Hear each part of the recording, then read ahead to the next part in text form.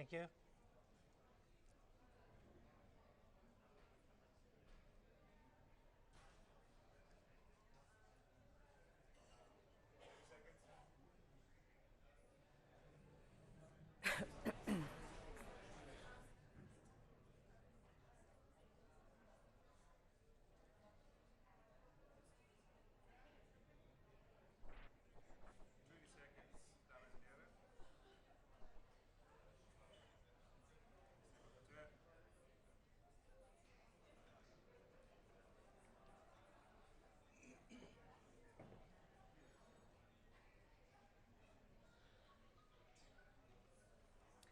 Good morning and welcome to our special online broadcast on the SABC News YouTube channel. I'm Vanessa Puna and we are broadcasting live from the IEC's Western Cape Provincial Operations Centre in Cape Town.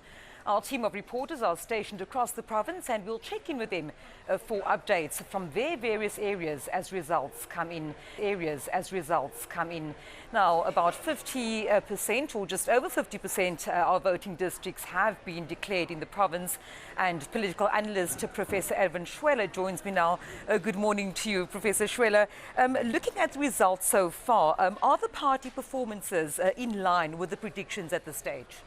Well, we can say that there are actually some surprises in the sense that everybody in the polls thought that the DA could do much worse. Currently indications are that probably the DA will win the province with about 55%, 56% of the vote, meaning that there will be no need to make a coalition.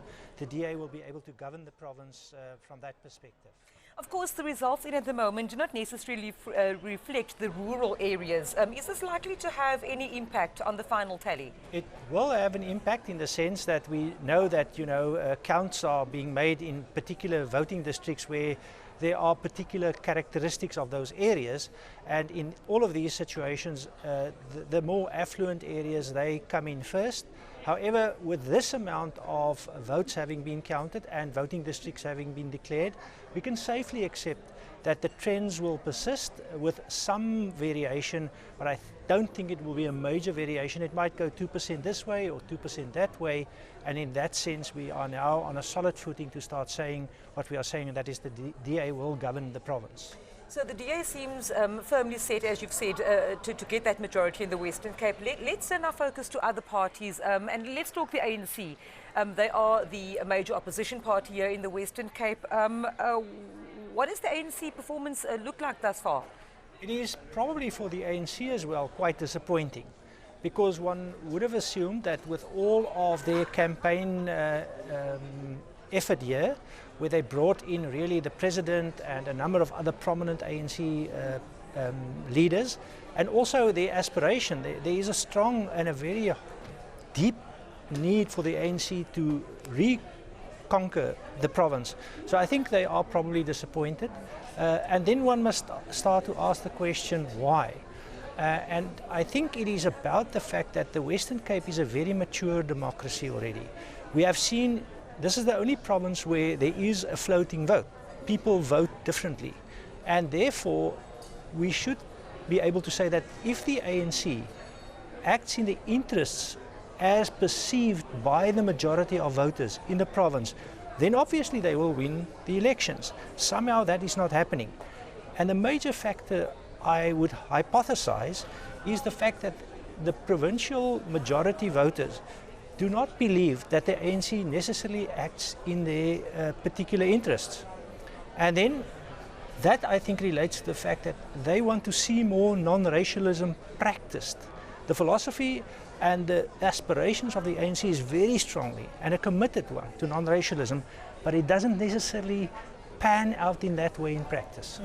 Obviously in the run-up to yesterday's election, much has been said about a possible ANC-EFF coalition if the DA did not reach that majority, which it now appears to be heading towards in the Western Cape. Let's talk about the EFF. Predicted to garner about 3% of the vote. Would they have been satisfied with the efforts, Prof? I think the EFF in the province, of course, if you look at the province as well as nationally, the ANC, the the EFF actually had aspirations to get maybe 12 to 15%. It seems as they are sort of panning out at the level ceiling of about 10 to 12%. And in the province, they've done 3% now, current vote, and they probably will become 3.5%, which is not in any way a big percentage, but it is a show where there is growing support. And what happens in the next election, we'll have to see. The trends, however, says that the combination of the EFF and the ANC has, well, in this election, probably no chance of getting to a number where they can actually govern the province. Thank you, Prof. We'll check in with you in a short while again. Of course, we are now looking at the Western Cape, and of course it is one of the largest agriculture producers and has the greatest number of farm workers in the country. Now, while most permanent workers on farms are men, the majority of seasonal workers are women. The NGO Women on Farms project says since democracy, women's positions on farms have become more insecure and gender disparity is still very much present. Grabouw in the Overberg is one of the province's major agriculture regions and produces over 60% of South Africa's apple exports. While finding and keeping a secure job on a farm is becoming harder for women, some have managed to build a decent life for themselves. Mariska Botha filed this report. It's harvest season in Grabouw, and the smell of apples hang in the air as the Pink Lady variety fills up crates.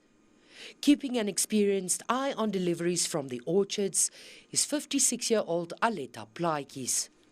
Arriving in Grabouw in her early 20s and only having finished grade 5 at school, she started out in the orchards, pruning, picking, sorting. It's now her 34th year on the same farm. In 2005, she was promoted to production supervisor. Ja, dat was een beetje harde werk geweest en het is goed om ondervinding op te doen, opleiding het gemaakt waar ik vandaag is. En ten tweede is jouw samenwerking en jouw eenheid op die plaats. Als je eenheid samen met mensen hebt en dan goed kan communiceren met mensen, dan kan je komen waar je vandaag is. As a permanent employee, Plaatjies lives on the farm in a comfortable house which she may live in if she chooses until her death. She also has access to healthcare and a pension fund. But Plaatjies is the exception and not the rule. Across the province, very few women that work on farms enjoy such benefits. Women on Farms project works, among others, to empower women in terms of their rights. The NGO says since 1994, the agriculture sector has made a shift towards an increase in the casualization of the labor force. Government policies, climate change and migration of people, among others, play a role in how women are employed on farms. With the introduction even of the new minimum wage where women have to work shorter hours, so it was a good thing for government to introduce the new minimum wage, but the position for women has become, or the jobs has become more insecure. They either work shorter hours or where labor has been cut. We have seen a lot of women has been cut off from jobs. Engelbrecht says gender disparity is rife, with women, especially seasonal workers, often expected to meet unattainable targets. We have been on farms where women are tractor drivers. So there is gender disparities. Those women who are tractor drivers, they don't even get the salary that the males get. They don't get tenure security. Housing contracts are in the names of males. Why? It's especially tenure security and access to land that is of concern for Engelbrecht. Plaatjies confirms this, saying most women who work or live on farms have very little rights when it comes to housing. She says farm workers, and especially women, are last on the minds of politicians. En baie van ons bejaardes op die plase, as jou man dood is, dan het jy net 'n jaar geregtig om by plaas te bly. Na 'n jaar moet jy vir jou ander inkomste gee. Waarheen toe gaan jy? Maar nou het jy gaan kies, jy gaan stem, jy het vir jou iemand gekry wat daar voorsit wat nou vir jou kan iets beteken. Maar hy mense kyk verby die plaasmense. Hulle sal meer in die stede, sal hulle meer besig wees, maar hulle kyk nie terug na die plaaswerkers nie. Engelbrecht says women contribute to the economy the same way men do, and government needs to look at how they address issues women face on farms. When they make policies, when they make laws, consider what it is that women need. Come to the ground, talk to women, tell them what do we need to change for you in order to secure your lives. Because so far that I can say, working for women on farms, women has been the backbone of this economy. With the little she started out with in life, Plaatjie says she's satisfied and has made a decent life with her husband. Her adult children both finished school, furthered their studies and are employed. And she made sure that neither of them ever have to make the decision to find employment as a farm worker. Mariska Botha, SABC News, Grabouw. We cross live now to Mariska, who's in the Overberg. Mariska, good morning to you. I understand you're in Hermanus this morning. Have there been any reactions yet from residents and voters as vote counting continues? Good morning, Vanessa. Yes, definitely there has been some reaction. We're back in Zwelithle where we started yesterday morning to see how things went, and I'm happy to report that the people we have spoken to confirm to us what we've been hearing from officials of the whole of yesterday and last night, that things went very smoothly here. There was even a little anecdote earlier that somebody told me that at some stage members of the DA, ANC and EFF were dancing together in the street, and that was kind of the mood here in Zwelithle as well. But of course, Zwelithle is one of those very interesting areas because in the run-up to the elections, they were much made of new and so-called small parties that are contesting the elections. And this, of course, is where the Land Party was born. As you might remember, last year in Zwelithle, here in the Overstrand municipality, there were major protests here. 18 days where there was literally no business being conducted in Hermanus. It was basically a no-go area because the people wanted only one thing, and that was land. And in the meantime, since those protests last year, we've seen two new informal settlements springing up. You can't see it, it's behind the camera, but that side is Marikana, and behind me, over my shoulder in the distance, is Dubai. That was just some of the results that came out of that protest, but the bigger one that came out of the protest is the birth of the Land Party. And the people that we spoke to this morning are avid Land Party supporters, and they're telling us that they are very happy with the way that voting went, and in their minds, the Land Party has done very well. Of course, at this stage, we don't have results yet for the Zwelithle area that has been declared. We understand that officials have taken the results from the 5 polling stations in the area and posted it in town. We spent our time this morning chatting to residents on the ground here, but from the people that we spoke to, that we could gather that the Land Party did very well. One gentleman actually telling us they knew it is a new party and it wouldn't maybe have as much votes as they thought it would have, but they hope that by the municipal elections that come a few years from now, that the Land Party would make further inroads and definitely then have a representative seat in the Overstrand municipality. But I can report very happily that it's still peaceful this morning. It's back to work, it's back to school. Everybody is going about their business, and of course everybody eagerly waiting for those final results to come through so that the real celebrations, or maybe the commiserations in some case, can start. Thank you very much, Mariska. Prof. Mariska Botha telling us there about the situation in Zwelithle, the issue of land and also the service delivery protests in the run-up to the election. Would this have affected the behaviour of voters in that area? Well, I think if one looks at that particular reality, it is a portrayal of the South African situation. There's very visible disadvantage and advantage spread across a boundary. And that leads obviously to people having issues, and then often you see the rise of what you might call a single issue party, which in this case is land, but it's linked to, it's embedded in a context. So what we will see is that those special issue parties will actually then be able to mobilize on a small scale within a particular community, and then the challenge becomes for them to sustain themselves over time. If therefore there are then also a response from government and other parties or the governing party, then they might start to, in some ways, hollow out that single issue support base. However, if it stays intact, then there is a big chance of it growing, and it also will become more discontent and become more conflictual. So that actually says that irrespective of on which party side you are, you need to start to work to deal with the real contextual challenges coming from that situation. And if you don't, things won't go well irrespective of the party governing, and there will be protest and there will be disorder and there will be chaos.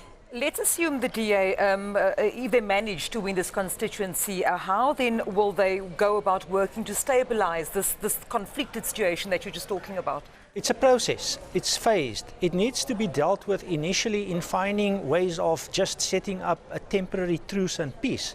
But thereafter, you need to start doing exactly what needs to be done in Grabouw and in all other places, where you have to start to deal with the people and find and involve them in devising and crafting the solutions for the situation.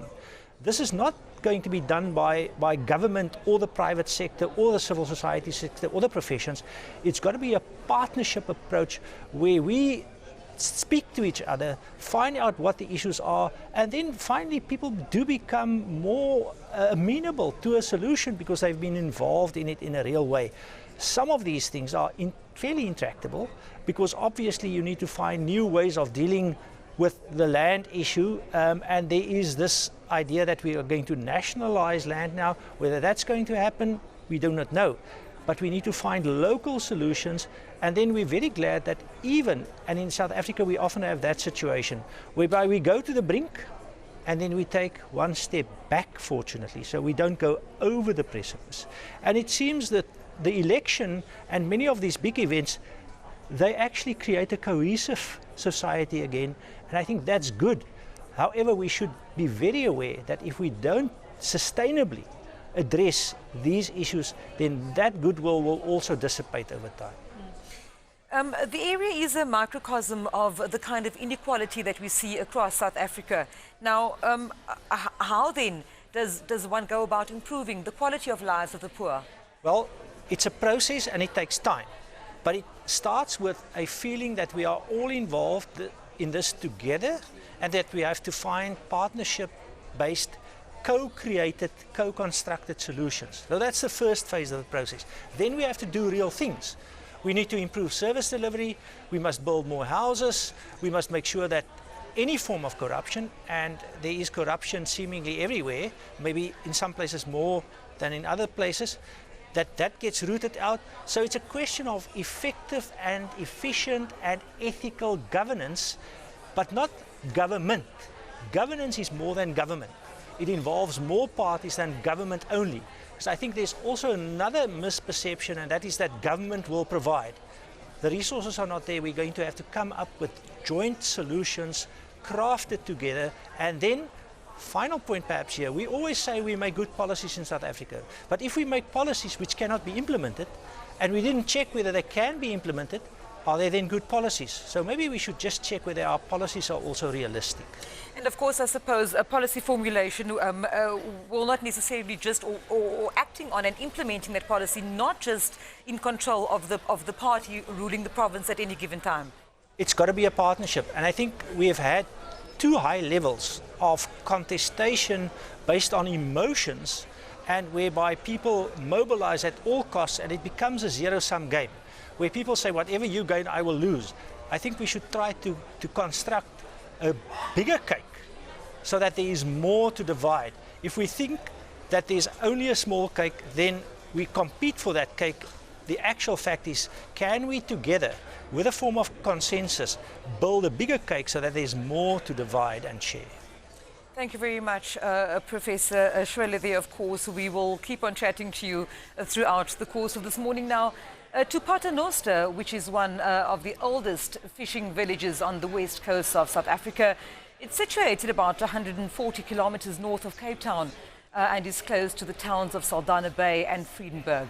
Craig Marie reports. Paternoster, popular amongst tourists and known for its fishing, lobster and whitewash fishermen's cottages. The remarkable coastline of jagged cliffs and white boulders makes this one of the most beautiful beaches on the west coast of South Africa. The town itself has a lobster factory and newly erected kabeljau farm, while the local people catch and sell herring or draw mussels from the rocks. In the greater area are several more commercial activities, including deep-sea fishing, snook catching, oyster and abalone farming. The West Coast lobster industry generates millions each year and employs large numbers of the local people. But times are hard, with strict fishing and lobster quotas having a negative impact in the livelihoods of the local community. Die probleme wat hulle moet regmaak, hulle moet die quotas teruggee. Vergroot die quotas, vergroot dit nie net vir die klein mannetjie nie, maar even vir die fabrieke, sodat ons visse. They must increase our quotas for small fishers and factories so that the fishing community can work. When government cut the quotas, it makes us as fishers criminals. If we don't go to the sea, our children go hungry. As die pappies die see toe gaan en even die mammies die see toe gaan nie, dan lê die kinders honger. The population in Paternoster is predominantly coloured, making up about 55% of the population. Black Africans make up 30% and whites 15%. Afrikaans is the dominant language spoken by 70% of the people. Other burning issues in the area include a lack of housing and service delivery, unemployment and petty crime.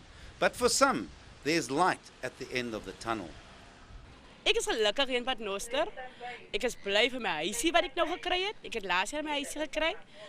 I am happy in Paternoster. I'm happy for my house that I got last year. It's my first house. I also got a job now. I was without work for a long time and the government gave us work for a year and 4 months. Werk vir 'n jaar en 4 maande. Ja, hier is nog verskeie crime in Paternoster. Man werk. There is crime in Paternoster and few job opportunities. They are trying to create work and we are very grateful. There are also lots of people waiting for houses. There are few facilities for children and young people actually have nothing to do.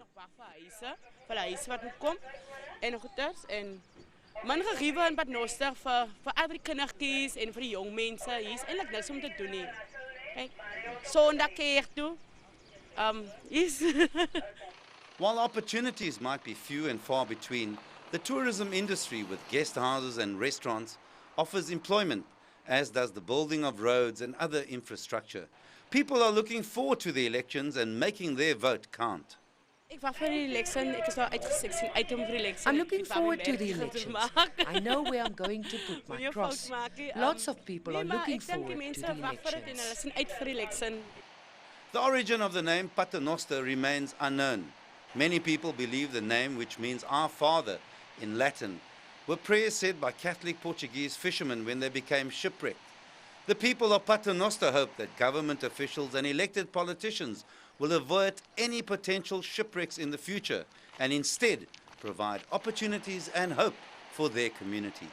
Craig Murray, SABC News, Paternoster, up the west coast. Mossel Bay along the Garden Route was recently voted the top-ranking municipality in the country. It lies between Cape Town and Port Elizabeth and is a popular holiday destination. But it's no longer just a sleepy resort town. Today, it's a bustling economic hub with many more industries set to expand here. Abra Barbia has more. 60,000. Here, everyone knows each other. I think the whole environment in Mossel Bay makes it special, meaning that there's still communication between people. Here we know one another not just by seeing one another, but by name and by first names. Kruger says more and more people are moving into the area, bringing along new business ideas and ventures. We've got a high influx of people coming here and fortunately a lot of business people with money coming in here. So they want to start a new business or take out an old business in Mossel Bay and expand that. Kruger says the town can look forward to new industries such as a plant for the building of electric cars, as well as the manufacturing of solar batteries. These are ventures on the horizon. Kruger says younger families are choosing Mossel Bay to settle down in because of its easier, more laid-back lifestyle. And with the growth in population, there will soon be a need for new schools to be built. The low crime stats in the area are also a plus. You can go out now 6 o'clock in the morning while it's still dusk. You'll see a lot of runners walkers in the main street of Mossel Bay, Mars Street. And try that in a big city in our country, you can't go out there at night. Here it's still safe, relatively safe. There's always incidents, but they are so far and few between, but you can still, as a woman, walk on your own in the street. Again, referring to previous statistics, Kruger expects Election Day to go by smoothly without any incidents here in Mossel Bay. And if the weather plays along, residents voting early enough might just be able to take advantage of the public holiday and hit the beach after making their mark. Abra Barbia, SABC News, Mossel Bay. Now, final results for Mossel Bay show that the DA is standing firm at around 60%. Abra, you're in Mossel Bay at the moment. To what can this result be attributed?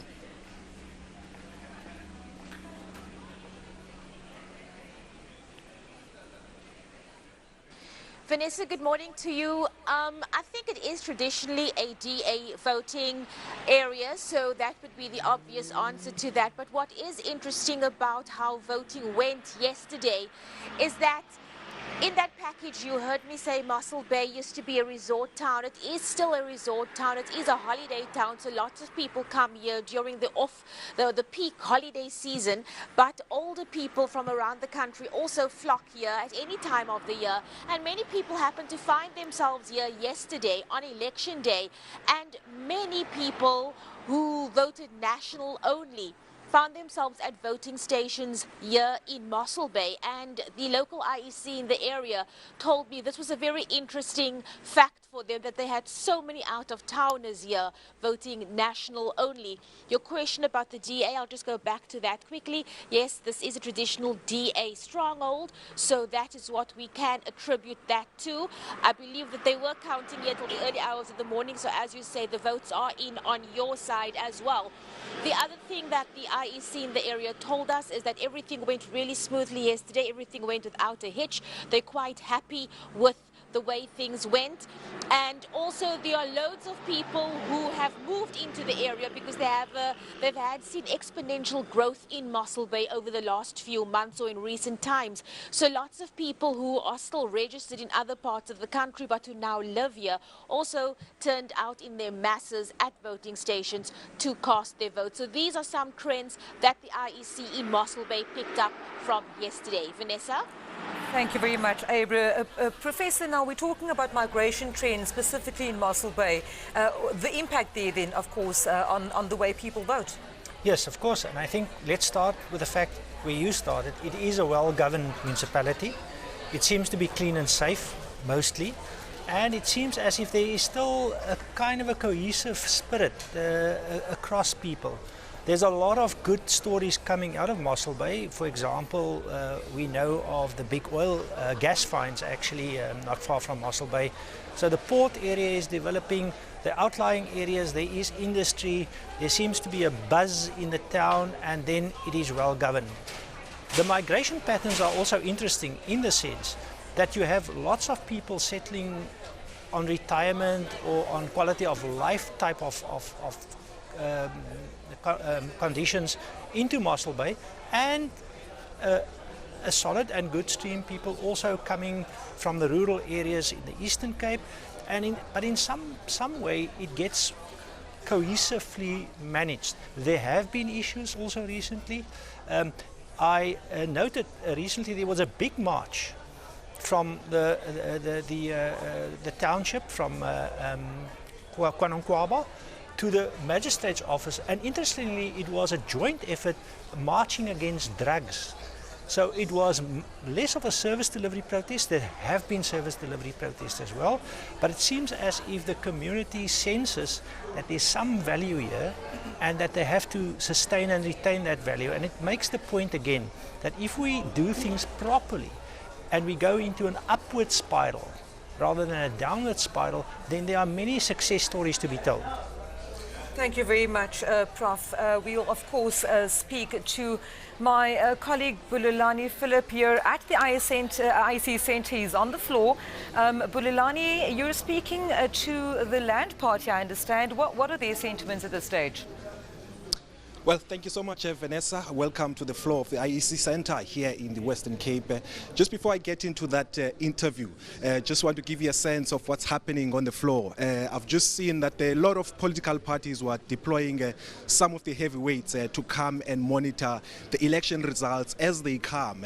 From the ANC, I've seen the ANC NEC member and formerly and recently the Deputy Finance Minister, Mr. Mondli Gungubele, and earlier today again I saw from the DA side the leader of the DA in the province, Mr. Bonginkosi Matigizela. He was accompanied by, of course, the premier candidate for the province, Mr. Alan Winde, and just now a short while ago Dr. Corney Mulder from the FF Plus walking into this IEC results center. Of course, everyone is going to be looking at the results, and as you've said earlier in the insert, Vanessa, 50% of the votes declared, and of course people will be starting to look at how the votes will be panning out when the final tallies come. Of course, some will be getting ready to pop champagne, while others will start to get palpitations. I'm going to bring into this conversation Mr. Loyiso Nkosha, who has been the premier candidate for the Land Party. Just under 1% in the pollings, 50% of the votes declared. Your assessment? No, our assessment is that we don't want to make speculation. We're still waiting for the vote to come in. What we can just express is that we're humbled by the support shown to us by people, the level of confidence and the trust to our leadership and the party that belongs to the poor. You know, our assessment in terms of the turnout is very low, which is a fact. Secondly, you know that in terms of the last general elections, the province generally, we had about 72% of the total turnout in the province. Now, it looks like we're sitting about 65% and above in terms of the turnout. If I to make an example, one of the wards in Khayelitsha Site C, where in one of the VD, it was last voted by 2,900 people, but now it's only 940 people voted out. When we were here yesterday, we had a press briefing with IEC, where we have raised some minor, let me say not minor, but some incident that took place in Hermanas here in this site. But also those issues that we have presented to IEC, they were attending them yesterday. We're still waiting for outcomes. However, I want to emphasize, we were not implying that the elections are not free and fair or trying to declare or cast any doubt. But what we're saying, the issues that we raised were not really attended to. So far, we are at 0.58, close to 1% now as a Land Party, which we're saying is quite humbling because the so-called new kid on the block, some of them are not even appearing there. So it doesn't matter what kind of support that we'll be getting, but that we must respect is the expression of the will of the people. Were you not punching above your weight? Not really. We're participating because anyway, the political party that we're in or we've established, it was not our own like, it was informed by the people's struggle fighting for land in Hermanas in an area called Zwelishe. It's an organization that belongs to the people, a grassroots level organization, a self-funded organization, an organization without any kind of resources, a 4-month-old organization led by activists, by the young people, an organization that have party agents who have been committed throughout without having food, nothing, which we have not given them a stand, which they put themselves something to put together so that they remain in those voting stations. That's one of the things that is quite humbling us. So what we're saying is that we participated here, fully knowing that there should be outcome at the end of the day. All right. Mr. Loyiso Nkosha, thank you so much for your time. He is, of course, the premier candidate for the Land Party. We're going to cross back to you now, Vanessa, from the floor. Thank you, Bulelani. And Prof, the Land Party, a small party. Let's talk small parties in the Western Cape. What are the trends emerging? Have they made any significant inroads at this stage? I think we can accept that the big parties are showing again that they will retain a major part of the support. We have seen some movement. I think there's an increase in the Freedom Front support. The ACDP, I think, would be slightly disappointed. I think they would have wanted to do somewhat better in terms of also the polls. And of course, Good. Good is doing fairly well. However, we should look at it. I think they wanted to get about 4 or 5%. They maybe into 3%. And from that perspective, they will have to build a new base in the next, shall we say, the next term. And that also involves Mr. Lil, who will have to look at the leadership of the Good Party if they want to sustain some form of shall we say, support. In conclusion on that one, it still seems as if it's very difficult for the smaller parties to really break into the support base of the bigger parties. The shifts seem to take place between the bigger parties. EFF here is still a fairly small party, but they have also shown growth. And if they grow nationally, because you also need that symbolism, then probably that will also give an increase over time in their support. Thank you for your analysis, Prof. Edwin Schweller. And that, of course, wraps up this special online broadcast on the SABC News YouTube channel for now. Do join us at 6 p.m. this evening for more election results news from the Western Cape. For now, it's a goodbye from all of us here at the ISC's Provincial Operations Centre in Cape Town.